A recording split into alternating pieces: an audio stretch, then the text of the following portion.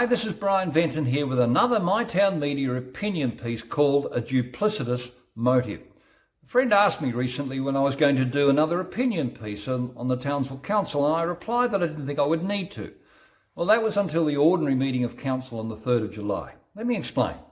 At this meeting, another procedural motion was moved, but it was the wording of the motion that caught my attention. You'll recall that at the 26th of June meeting, the councillors voted to suspend their motion 6.5.1 of the 5th of June. Then, at the July 3rd meeting the other day, they indicated that the suspension was premised on the basis that the Department of Housing, Local Government and Public Works, that's the state government, was currently considering Council's resolution of the 5th of June. And you remember their resolution sought to amend Council's Code of Meeting Practice policy to implement a new procedure appointing a councillor as the chairperson of council meetings. Essentially, they tried to rewrite the Act. But note what this new motion of the 3rd of July says. The department continues to review Council's resolution of the 5th of June, and as such, without revoking or amending Council's resolution of the 5th of June, Council resolves to continue the suspension and to reinstate the Mayor as chairperson until the review is completed. Now, that might all sound quite innocuous. However, the combination of the word suspension and the phrase without revoking or amending Council's resolution of the 5th made me wonder if there was another agenda at play here. Now, let me explain. The councillors, it seems, have no remorse for their actions. They have obviously been advised on the one hand to suspend their actions, but it would appear that they have no intent to acknowledge that their actions may have been unlawful in the first place. And I suggest their motives here are seriously questionable. You'll recall that at the 26th of June meeting, Councillor Phillips of Division 2, who moved all the original motions of the 5th, openly agreed that the motion to suspend was appropriate. But he gave a qualifier by saying, "Personally, I stand by the decisions and resolutions of the previous meeting of the 5th of June." Then at this most recent meeting of the 3rd of July, Councillor Robinson of Division 8, who you remember had seconded all the motions of the 5th, he said this: "My reasons for my original vote have not changed. Integrity is of the utmost importance. And however it may gall me, and whilst my heart is fervently against how I will vote, it is my belief," he says, "that we need to follow legal advice, for only a fool would not listen to legal counsel." Now, I don't know about you, but I find both these viewpoints incredulous. And if these positions are reflective of the other 8 councillors, then electors should be very concerned about the mind state of our councillors. I suggest that there is no valid reason for any councillor on the one hand to say they are fools if they don't follow legal advice, and yet on the other hand feel galled that they have to do so. You can't have it both ways. If you are willing to suspend an earlier motion as somehow being legal and moral and the proper thing to do, and you can't morally also feel galled and hang on to a belief that you're still right. Either the law is right and you are wrong, or you are right and the law is wrong. You can't have it both ways.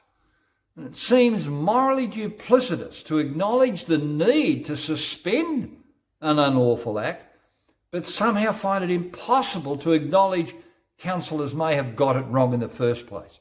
Yet not one councillor has had the guts to go public and apologise to their constituents that they got it wrong and regret their actions. The moral inconsistency of our councillors is on full display here.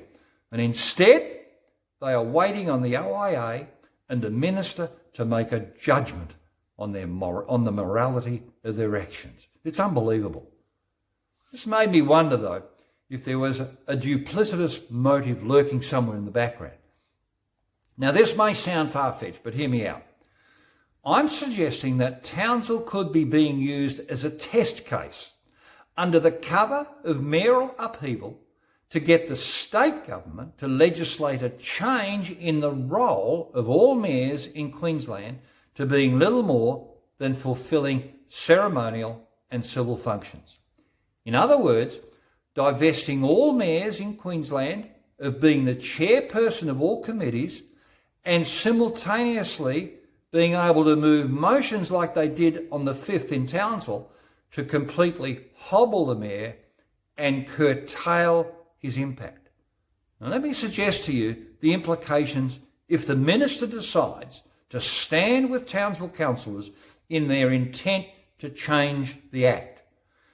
Imagine that there are 10 councillors and one mayor in any given Queensland LGA. Imagine 6 of those councillors were politically aligned, say to the ALP, and the mayor was elected perhaps as an independent with conservative leanings. Under the Townsville resolution, the majority politically aligned councillors could appoint one of their own as chair, which they did, and then have full control of the council agenda. The elected mayor would be powerless and have virtually no capacity to influence the direction of council, which is what they did in Townsville. It would also mean that the ruling state government, in this case, the ALP, could potentially have unfettered control of any LGA in Queensland, irrespective of the will of the people. And I suggest it's not beyond the realm of possibility that in Townsville, under the cover of mayoral upheaval, that our councillors are potentially being manipulated and or have a resolve in part or in whole to see the state minister rule in their favour and change the Act. And I suggest that every mayor in Queensland should be very concerned about what is happening in Townsville. And I'm finding it increasingly difficult not to see nefarious intent here that could well be driven by external operators, and the state minister herself may be heavily conflicted. The words to suspend without revoking or amending are carefully chosen words that, in my view, could well be hiding intent of a very different kind.